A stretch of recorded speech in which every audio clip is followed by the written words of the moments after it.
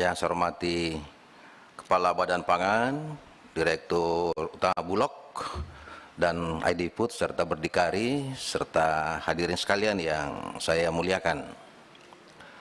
Memang tantangan global utamanya dalam memprediksi iklim tidak mudah. Cawapres saja susah kita prediksi sekarang, apalagi iklim Pak ya. Pak Ketua ya.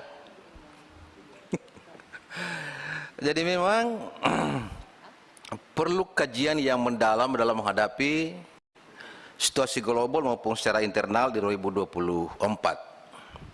Utamanya dalam membuat kebijakan, utamanya dampaknya terhadap petani dan kesejahteraan masyarakat secara umum. Identifikasi persoalan kita adalah bahwa akan terjadi penurunan produksi secara global. Dan hampir setiap negara punya risiko pangan dengan tingkatan-tingkatan yang bervariasi. Termasuk Indonesia punya risiko dengan tingkatan walaupun tidak terlalu parah, separah dengan negara-negara yang lain. Termasuk tentu juga dengan inflasinya. Saya kira di zaman kenabian pernah terjadi bagaimana menghadapi kerawanan pangan dan krisis pangan pada zaman Nabi Yusuf di Mesir. Ya. Tapi Nabi Yusuf bisa mengatasi itu. Kuncinya apa? Bulognya kuat pada saat itu Nabi Yusuf. Ya. Bulognya kuat. Nah, bagaimana kita Indonesia ini? Persoalan kita saat ini adalah bagaimana Bulog menyiapkan cadangan pangan ini. Saya kira bahkan Bulog sudah diberikan izin impor macam-macam segala, tapi CBP-nya saja masih kurang lebih 1 juta ya. Iya, 500.000. Nah, kalau ini berbahaya negara ini kalau sampai seperti ini.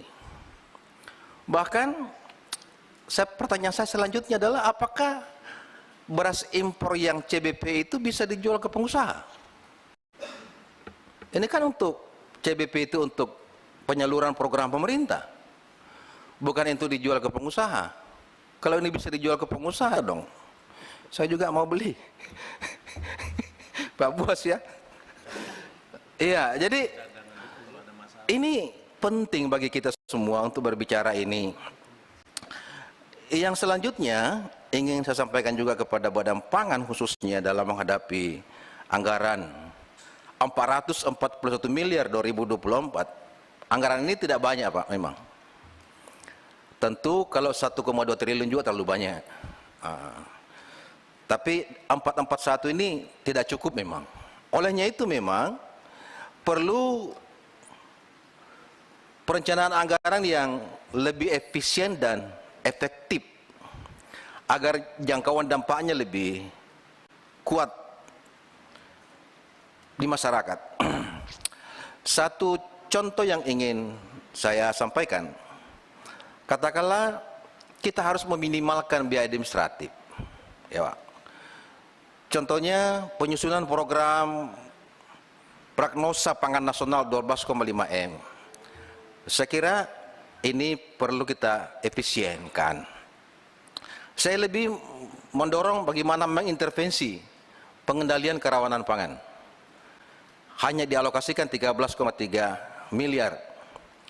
Bantuan pangan untuk generasi emas, saya lebih mendorong itu ketimbang dengan biaya-biaya yang sifatnya administratif yang tidak terukur. Saya lebih ingin Badan Pangan ini sepakat kita tidak sampai ke hilir, jangan main di hulu, tapi memang kita harus main di hilir. Dan menutup lubang-lubang yang tidak dikerjakan oleh kementerian, utamanya hal-hal yang bersifat sangat mendasar, katakanlah seperti stunting. Ini kan untuk generasi emas juga untuk menangani stunting. Ini yang kita perlu, kerawanan pangan. Bagaimana satu daerah tiba-tiba bencana, tiba-tiba dilanda paceklik dan lain sebagainya. Disitulah barangkali ada stok pangan selain BNBP, selain Bulog, Badan Pangan Nasional turun tangan. Sehingga dengan demikian Badan Pangan Nasional ini terasa keberadaannya di tengah tengah kedua kementerian, Kementerian Pertanian dengan Kementerian Perdagangan, ada Badan Pangan di tengah-tengahnya untuk memberikan aplikasi yang nyata ke masyarakat kita. Saya kira itu pimpinan. Makasih. Wallahumma fiqh lakum min tariq. Wassalamualaikum warahmatullahi wabarakatuh. Salam selanjutnya Pak Slamet.